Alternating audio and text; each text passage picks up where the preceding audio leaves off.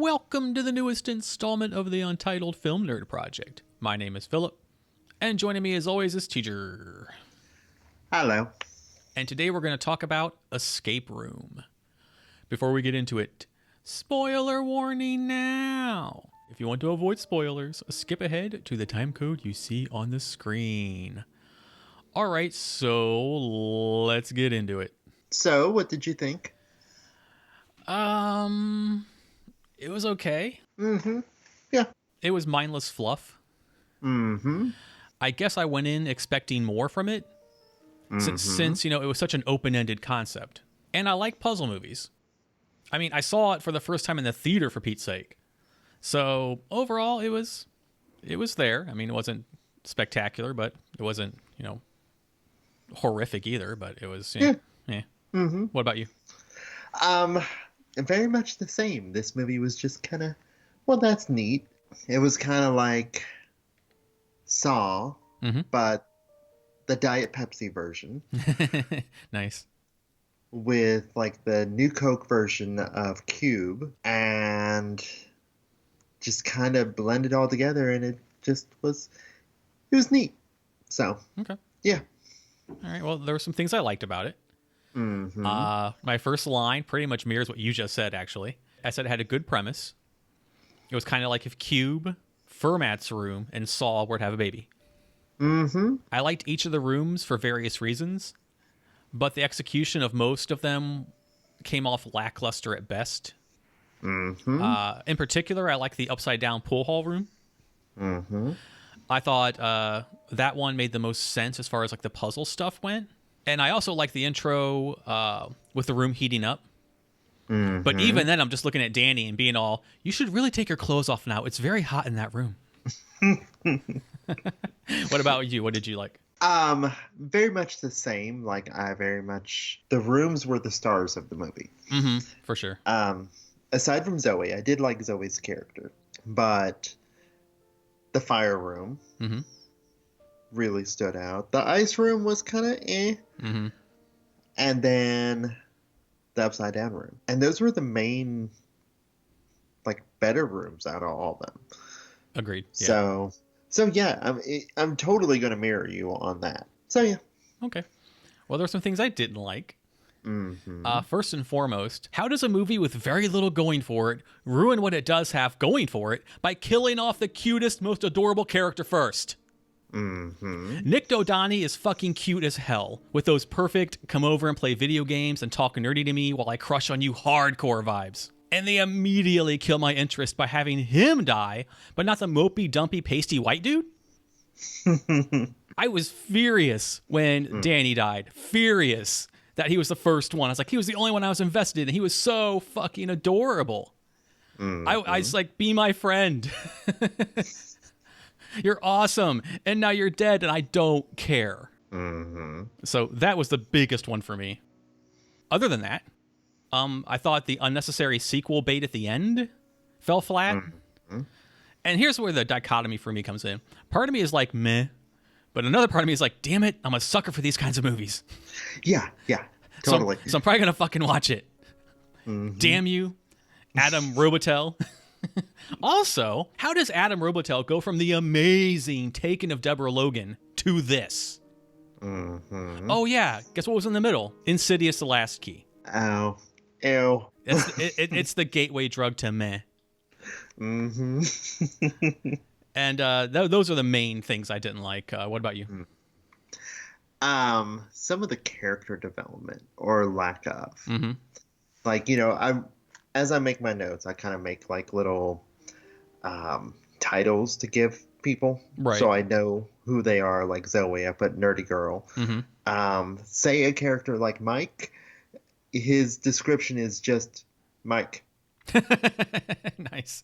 Yeah. Because he went nowhere beyond that. And it was like so many of the characters were just simply set up to not to be any doubt in your mind whether or not they were going to be surviving. They were just another... Pretty much red shirts. Yeah. Yeah, just another plot means to an end. Yeah. So that's something I definitely didn't like. I was there was a period where I thought it was kind of going for a 10 Little Indians plot Okay, right. Yeah, yeah.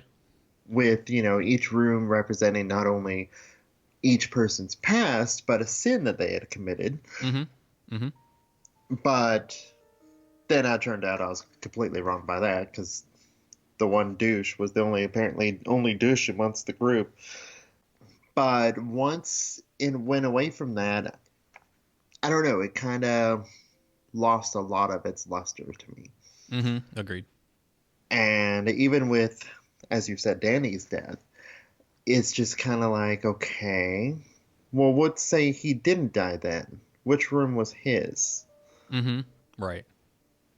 And then it's like, this is playing on a lot of faith that not all the players were standing on that one corner of the floor that fell through the first time. Right. Yeah, yeah, exactly.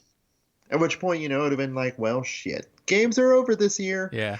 Oh, and I can also fill you in on which room was supposed to be Danny's. Okay. My bedroom. Excellent answer. Continue. The ending.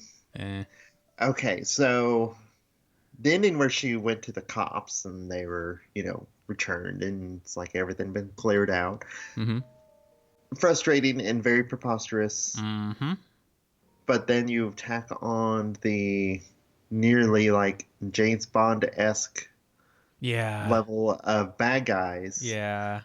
We're in the airplane simulator thing. Yeah. Like, come on. Yeah.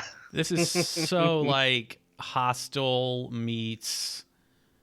Like, remember when I complained, or actually, I gave Strangers 2 credit for not doing that. Like, there were scenes where like they didn't go overboard with it like they did in So yeah, movies. Some movies know when to scale it back. Even though I didn't like Strangers 2, this one did not know when to scale it back. And the Hostel comparison is another excellent one because it's like Hostel was like the crowdfunded version. Meanwhile, this is brought to you by American Express. Very good. Yes. Yes. That is perfect. Absolutely. But, perfect. yeah, those are my main hang-ups with the entire movie. All right. Well, all things considered, would you recommend it? Yeah. All right. So what about you? If you're a fan of puzzle movies, yeah. Mm-hmm. If you're a fan of Nick Dodani, yeah.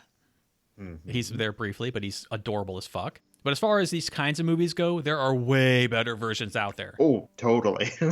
The aforementioned Cube, the criminally underrated Fermat's Room, House of Nine wasn't bad, but had a fantastic alternate ending that I actually got as the ending. Exam was pretty neat. So all of those to me are better than this. Yeah. But if you like puzzle movies like I do, check it out. If you don't, you just want like mindless popcorn fluff, like I said, check it out. But I wouldn't go out of my way to see it. Mm-hmm. But if it's on like Netflix or you have some like a free gift card on Amazon, something, just use that. Don't give this movie any more money. Yeah. So yeah, I guess so. Anything else you would like to add? No, I think that's about it. All right. Well, that wraps up this episode. Thank you for listening. If you like the video, please hit the like button, share it with your friends or cool people who might dig the Vizcast. Please subscribe to the channel to stay up to date on the newest content. And there is a link in the description below for the Patreon that covers all of the creative endeavors, so please consider showing your support. And until next time, my name is Philip. And I'm TJ. And we'll see you in the next video. Goodbye. Bye.